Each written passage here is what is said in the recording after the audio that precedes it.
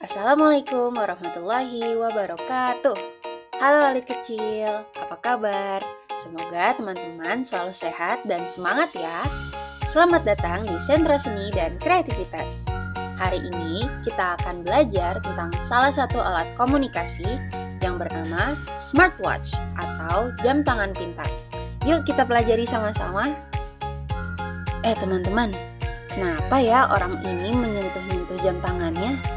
Memang di jam tangannya ada apa sih? Nah teman-teman tahu nggak? Kalau ternyata jam tangan yang dipakai oleh orang di video ini bukan jam tangan biasa loh, melainkan jam tangan pintar atau smartwatch. Pada hari pertama ini, kita akan sama-sama mengenal smartwatch itu sebenarnya apa sih? Jadi, smartwatch adalah jam tangan canggih yang bisa digunakan untuk banyak hal. Bisa dibilang, smartwatch ini mirip seperti smartphone atau handphone kecil yang bisa dipakai di pergelangan tangan kita. Nah, teman-teman, tahu nggak siapa sih orang yang pertama kali menemukan smartwatch? Smartwatch pertama kali dirancang dan dibuat pada tahun 1998 oleh seorang insinyur sekaligus profesor dari Kanada bernama Steve Mann. Steve Mann ini adalah orang pertama yang membuat smartwatch, teman-teman. Nih, dulu smartwatch-nya masih seperti ini. Nah, teman-teman, dulu fitur-fitur di smartwatch itu belum terlalu banyak, masih sederhana sekali. Misalnya nih, pada tahun 1999, smartwatch hanya memiliki fitur speaker, mikrofon, dan juga layar saja. Nah, lalu di tahun 2004, smartwatch punya fitur-fitur lainnya nih, seperti berita, cuaca, sinyal radio, hingga sinyal Bluetooth yang bisa memberitahu penggunanya jika ada telepon atau pesan yang masuk. Nah, di tahun 2006 bertambah lagi nih fiturnya, yakni fitur Bluetooth yang memungkinkan smartwatch bisa terhubung ke handphone. Nah, barulah dari tahun 2017 sampai sekarang ini, smartwatch punya fitur yang jauh lebih lengkap, seperti GPS atau sistem lokasi, pendeteksi detak jantung, pemutar musik, internet, senter, dan masih banyak lagi. Wah, keren ya teman-teman, perkembangan teknologi bisa membuat smartwatch sampai sekeren sekarang ini. Nah, tapi teman-teman, jangan lupa ya, kalau perkembangan teknologi yang tadinya masih sederhana sampai sekarang sudah semakin canggih, itu adalah kekuasaan dari Allah. Kenapa? Karena para ilmuwan atau penemu tidak bisa mengembangkan smartwatch tanpa akal yang sudah Allah berikan.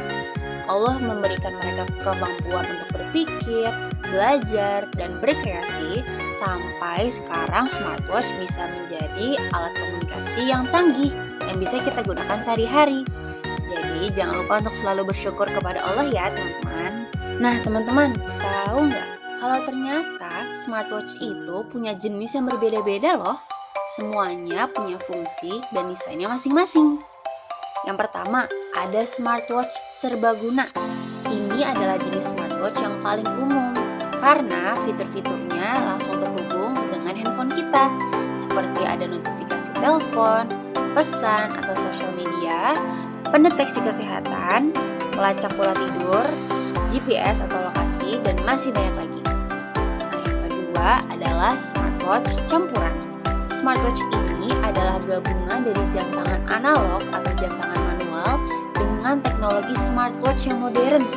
Kelihatannya sih smartwatch ini seperti jam tangan biasa ya, tapi sebenarnya dia punya fitur-fitur canggih yang tersembunyi.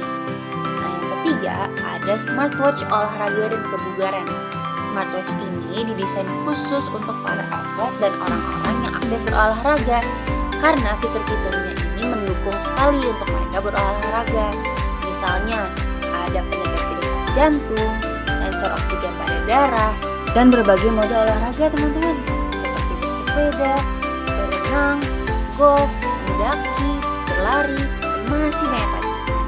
Nah, selain itu, smartwatch olahraga dan kebugaran ini biasanya sudah didesain untuk lebih kokoh dan lebih kuat, anti air, tahan goncangan, dan punya baterai yang tahan lama. Selanjutnya ada smartwatch khusus. Nah, smartwatch khusus itu ada beberapa macam teman-teman. Contohnya seperti smartwatch peringatan medis yang didesain untuk orang-orang yang sudah berusia tua atau orang-orang yang punya kondisi kesehatan tertentu. Biasanya smartwatch ini punya fitur pendeteksi jatuh atau peringatan darurat lainnya.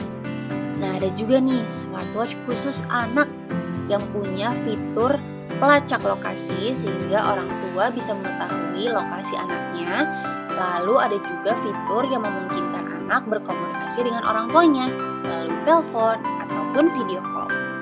Nah, alit kecil, ada yang penasaran nggak? Sebenarnya apa sih kegunaan dari smartwatch? Pas banget nih, karena di hari kedua ini kita akan sama-sama belajar tentang fungsi smartwatch. Kita juga akan belajar bagian-bagian dari smartwatch itu ada apa aja sih? Nah, smartwatch itu punya banyak fungsi teman-teman. Misalnya, melihat jam atau waktu, kemudian berkomunikasi dengan orang lain melalui telepon, pesan singkat, atau video call. Yang ketiga, mendeteksi kesehatan dan aktivitas olahraga. Yang keempat, membantu orang tua melacak lokasi anak melalui fitur GPS. Dan yang kelima, melihat kalender dan cuaca. Coba teman-teman bisa sebutkan tidak? Fungsi-fungsi lain dari smartwatch ada apa saja ya? Nah, selanjutnya, agar dapat berfungsi dengan baik, smartwatch perlu beberapa bagian teman-teman. Yang pertama, ada body, yakni tempat menyimpan bagian-bagian dalam yang bisa membuat smartwatch bekerja, seperti mesin dan juga baterai. Nah, yang kedua, ada layar. Layar ini fungsinya untuk menampilkan informasi dan gambar pada smartwatch. Yang ketiga, ada strap atau tali jam. Tali jam ini adalah bagian yang melingkari pergelangan tangan kita. Selanjutnya ada tombol. Tombol ini adalah bagian-bagian yang mengontrol fungsi-fungsi tertentu pada smartwatch. Biasanya tombol-tombol ini ada di pinggir smartwatch teman-teman. Nah, yang terakhir ada sensor. Sensor ini adalah bagian yang mengumpulkan data selama smartwatch digunakan, seperti denyut jantung, jumlah langkah, melacak gerakan, suhu, kompas, dan lain sebagainya. Selanjutnya, di hari ketiga ini, kita akan sama-sama cari tahu teman-teman, bagaimana ya cara menggunakan smartwatch? Dan kita juga akan tahu nih, apa sih kelebihan dan kekurangan dari smartwatch itu? Nah, jadi jika teman-teman mau menggunakan smartwatch, teman-teman harus pastikan baterai dari smartwatch-nya terisi penuh. Jangan sampai nggak ada baterainya ya teman-teman. Yang kedua, jika diperlukan, smartwatch bisa juga disambungkan ke handphone agar fitur-fitur di smartwatch bisa kita gunakan secara maksimal. Terus jangan lupa untuk kenakan smartwatch di pergelangan tangan. Pastikan posisinya nyaman ya teman-teman. Dan terakhir, teman-teman bisa mengendalikan smartwatch dengan cara menekan, menggeser, dan menahan layar, serta menggunakan tombol smartwatch yang ada di samping smartwatch sesuai kebutuhan. Nah teman-teman, tahu tidak kalau smartwatch ini punya kelebihan dibanding dengan alat komunikasi yang lain? Kenapa? Karena smartwatch ini ukurannya kecil, jadi mudah untuk dibawa kemana-mana. Selain itu, smartwatch ini juga bisa digunakan untuk memantau kegiatan olahraga dan kesehatan. Selain itu, smartwatch juga bisa membantu kita untuk melacak lokasi karena ada fitur GPS. Dan tentunya sebagai alat komunikasi, smartwatch juga mempermudah kita jika ingin berkomunikasi dengan orang lain karena ada fitur telepon, video call, dan juga pesan singkat atau chat. Namun, meskipun smartwatch punya kelebihan, smartwatch juga punya kekurangan nih teman-teman. Seperti baterai yang harus di-charge secara berkala. Karena kalau tidak di-charge, nanti smartwatch tidak bisa digunakan. Kemudian, karena smartwatch ini punya fitur yang sangat banyak, jadi biasanya harganya mahal teman-teman. Kemudian yang ketiga, smartwatch bisa menimbulkan kecanduan jika terlalu lama digunakan. Selain itu, karena ukuran layarnya kecil, jadi terkadang agak sulit untuk kita membaca dan melihat informasinya. Selain itu, smartwatch juga bisa mengganggu konsentrasi dan fokus kita, terutama saat kita sedang belajar. Sampailah kita di hari terakhir atau hari keempat. Pada hari terakhir ini, kita akan belajar hal-hal apa saja sih yang bisa merusak smartwatch?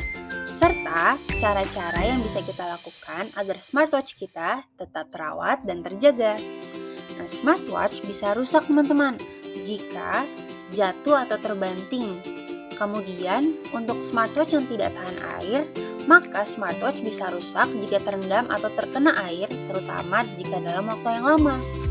Selain itu, smartwatch juga bisa rusak jika tidak disimpan dengan baik, terlalu lama di-charge, dan ada debu atau partikel-partikel kecil yang masuk ke dalam bagian-bagian dalam smartwatch. Nah, agar smartwatch kita bisa bertahan lama, maka kita harus rawat ya teman-teman. Bagaimana caranya? Yang pertama, gunakan smartwatch secara hati-hati agar tidak terjatuh atau terbanting. Kemudian yang kedua, jangan lupa untuk simpan smartwatch dengan rapi dan baik di tempat dengan suhu normal teman-teman. Jangan terlalu panas, jangan terlalu dingin juga.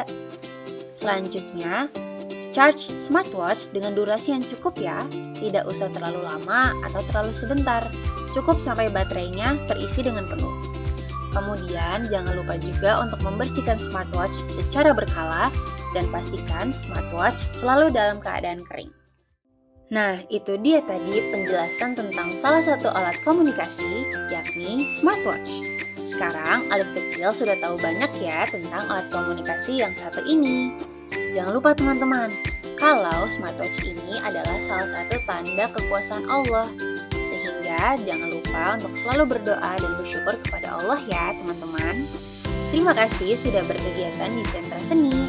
Semoga pembelajaran hari ini bermanfaat dan menyenangkan ya alit kecil. Sampai bertemu di kesempatan-kesempatan selanjutnya. Tetap semangat semuanya. Wassalamualaikum warahmatullahi wabarakatuh. Dadah.